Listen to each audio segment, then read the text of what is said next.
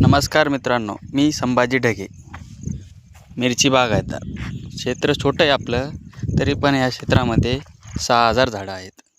ते कसे तर हे बघा, एका ड्रीपच्या बाजूला 2 झाडे आहेत. या पद्धतीने झाडांची लागवड केलेली आहे आपण. तर आजचं काम आहे आपलं रूट कॉइलिंग झालेली झाडं काढून लांब जाऊन फेकून देणे. तर रूट कॉइलिंग म्हणजे काय? रूट कॉइलिंग म्हणजे जे मुळा असतात त्यावर कॉईल होणे म्हणजे काय? ते असे एका जाग्यावरच पसारा होतो त्याचा, ती जमिनीत घुसत नाही, त्याला म्हणायचं रूट कॉइलिंग. तर ते झाड कसं तर बघूया आपण.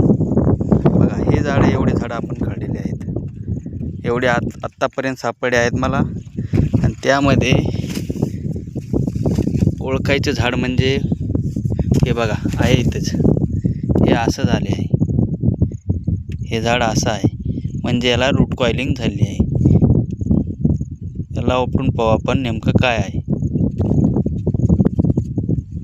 तर हे बरोबर फिक्स नाही झालेलं, मुळा सगळ्या तुटून पडलेले आहेत. दुसरं झाड दाखवतो तुम्हाला मी.